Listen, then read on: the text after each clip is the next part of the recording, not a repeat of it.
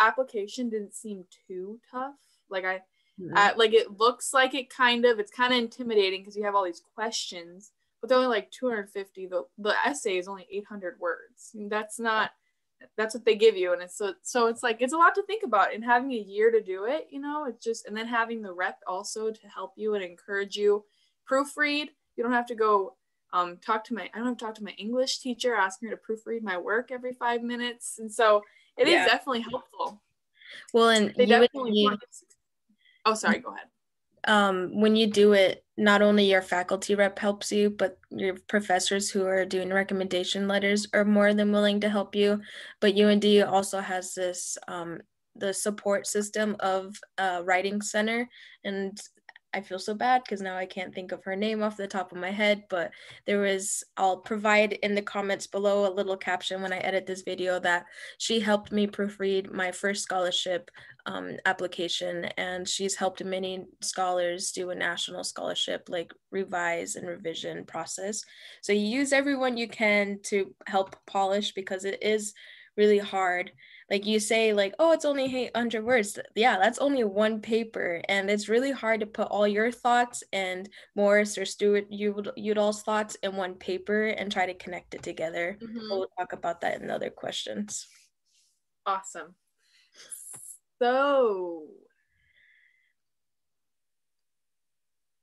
we don't have any questions left. Sorry, I can just edit that part out. Okay, so what do you think are common mistakes that students make in their applications? Yeah, so common mistakes in the student's application are usually unambitious career goals, and then just unrealistic and naive career goals, not really like knowing what you want to do. I always tell people, like, when you apply for this, you got to know who you are as a whole, not just yourself and what you love to do, but how it affects everything. And answering questions without any sense of excitement about where you are going in life, and not explaining why you have a certain like career path. So I'm going to share a screen of that exact question. The Udall Foundation provides faculty with this document to actually help scholars not make these mistakes. We're talking about the mistakes, right? Yep. So mistakes, top 10 mistakes provided by Udall. They would know, they're the ones that read the application, right? Number one, like I said, know who Morris and Stewart Udall are. Do not call them senator. They are congressmen. They are huge people. And if you know Tom Udall, he's a senator and he's an amazing guy. He's the son of the Udallers, and you just got to know who is who and understand their family and their past history and what they've done. So another important thing is that this document talks a lot about number 8. Number 8 asks, what additional information would you like to share with the Udall Scholarship Selection Committee? This is important. Don't put thank you letters. Don't say that you need the money like it says. Don't say what other things people have said. Why you have no courses, activities, or work experience to support your interest. You say the most vulnerable thing that you can think to say. For example, the reason why I applied for the scholarship was because I didn't grow up on a reservation. My mom left at a really young age because of what was going on, but I want to go back and I want to work with Native communities. And I acknowledge that I'm an outsider.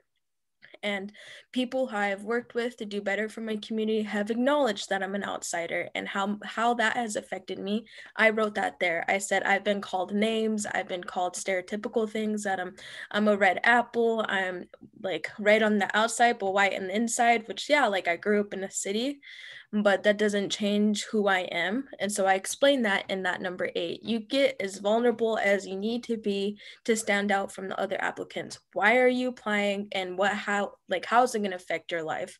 So number 8, don't leave blank. Take advantage of it. Whatever you don't say about yourself in the interest box above that you type about yourself, like you've done so much for the community, great. But what's something that they don't know until you tell them and doesn't fit in any of the others? What have you experienced?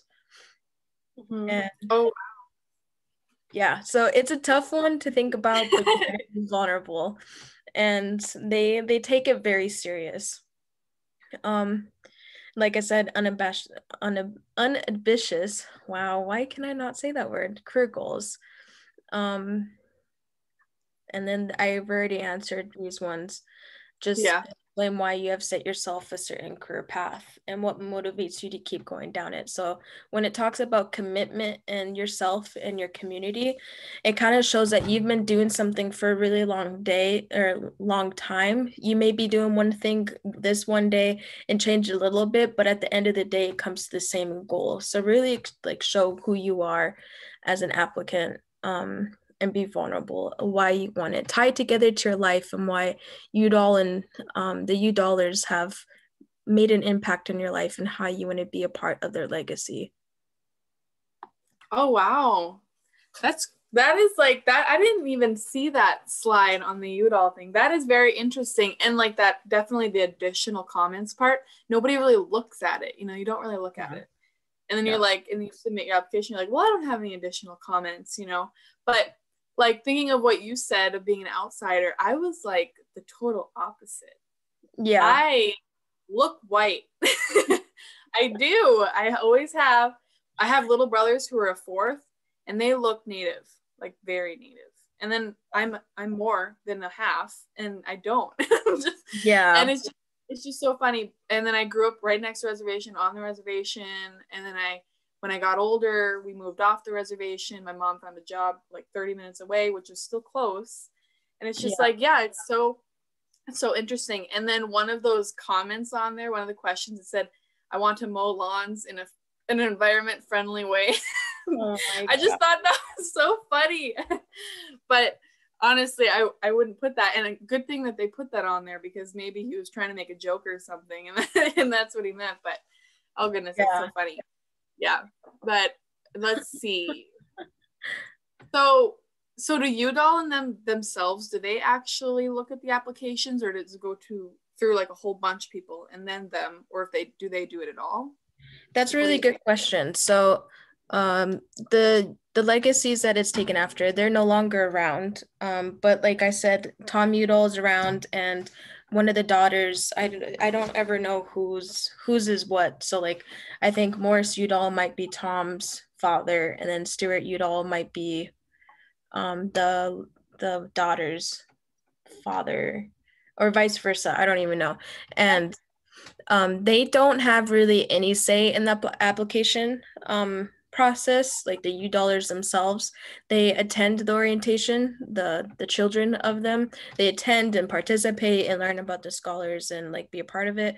But normally there's a program manager. His name is Jason Curley. He's native, and they're currently going through like a whole like revamp. Some people retired or stepped down, and more people are coming in. So they have a team that works for the Udall Foundation, and the children of the Udallers are just a part of it, but they're not a part of the application process that I know of.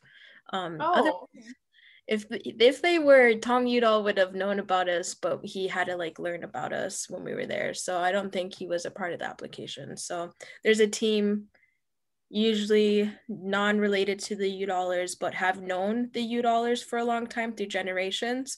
And so they work together for the Udall Foundation. Oh, okay. Pause for 1 second. My child ran downstairs. Okay. All right. So then what do readers look for in a strong application? Yeah, so when the readers are reading your application, they usually look at your involvement in leadership, and especially in your Native American communities. So if you're not an environmentalist, and even if you are Native and doing the environmentalist track, they want to see what you're doing for your community, and if you participate in these ceremonies or cultural preservation. I'm going to share this document with you that also talks about it, that is also provided by the Udall Foundation, how readers read. Mm-hmm. And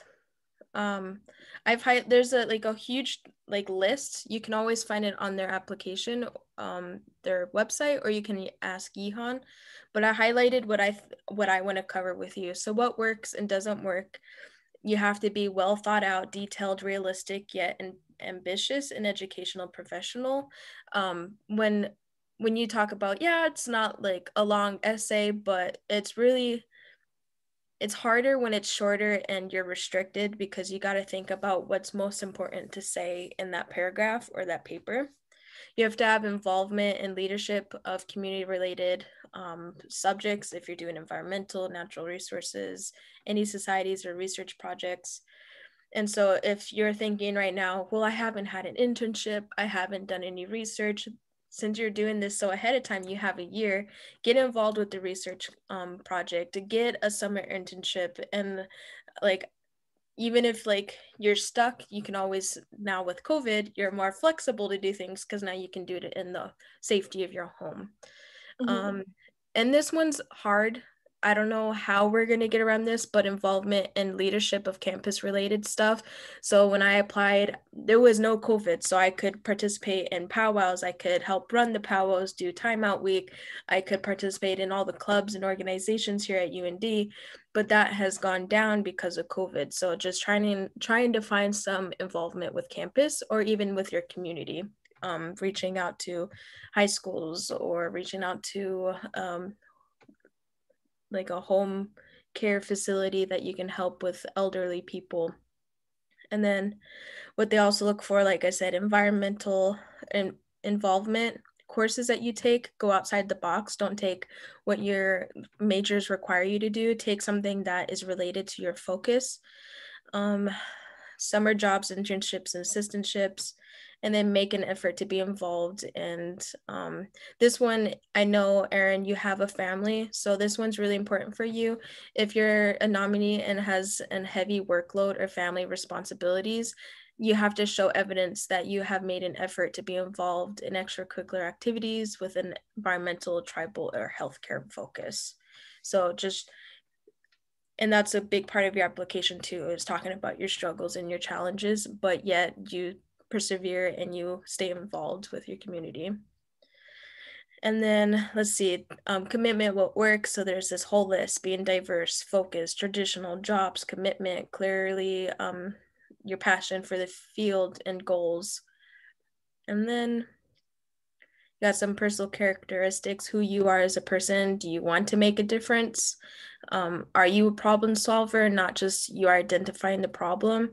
And the assumption of leadership roles, you're taking a lead, you're not only a part of an activity, but you've taken a leadership position.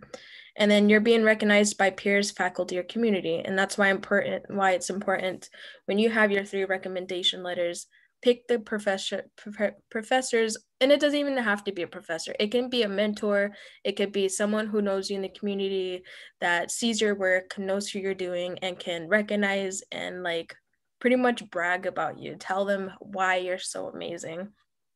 And then there's a lot on this, so I recommend reading it on your own time, but I just want to say academics is a big thing. Having good grades, having a good grade in a difficult course, having your research presented at conferences, getting research under your belt, first of all, if you have any other national honors or recognition. I didn't, so don't stress on that, but it's worth to think about this and look at this to know what you can include.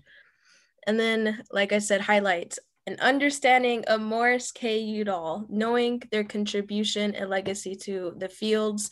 And when you do your essay, it's not a personal essay, it's not an informational essay, you bring it together. It's an essay that's like a combination of everything. You're putting in your thoughts, you're putting in their thoughts, you're putting in the subject's thoughts, and so I did this speech and I disagreed with Morris K. Udall's speech, and I wrote about that, why I disagreed and what he should have focused on more for Native communities. Like, yeah, you had a great idea, Morris, but what about this? And this is why I want to do this. Like, you started the foundation, but let's bring it back up and work on it more. And so this, I think I went over